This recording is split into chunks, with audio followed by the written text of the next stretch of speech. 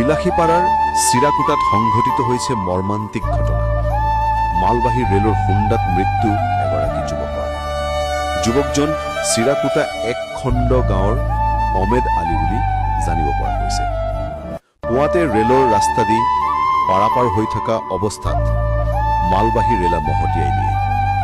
New মইনাগুৰিৰ পৰা যোগীঘোপা সংযোগী ৰেলপথত সংঘটিত হয় এই মৰ্মান্তিক ঘটনাটো। ঘটনাস্থলীত বিলাসীপাৰা ৰেল আৰক্ষী আৰু চালকোচা আৰক্ষী উপস্থিত হয়। উপস্থিত হৈ মৃতদেহটো উদ্ধাৰ কৰি মৰণোত্তৰ পৰীক্ষাৰ বাবে ধুবুৰী মেডিকেল কলেজত প্ৰেৰণ কৰে।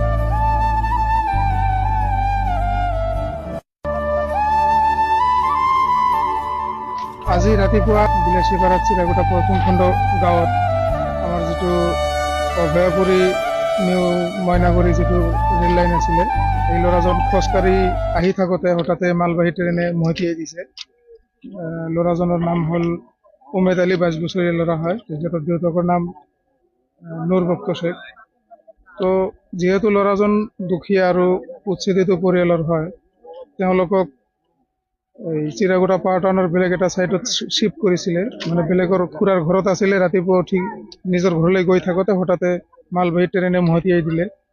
মই ৰেলৱে বিভাগক এইখিনিয়ে দাবী জনাম যে যিহেতু দুখীয়া ল'ৰা, এবছৰ হোৱাই নাই তাৰ ডাঙৰ দাদা এই ৰেল লাইনতে ঢুকালে কিবা কাৰণত, আজি সৰু ভায়েকজনী গ'ল।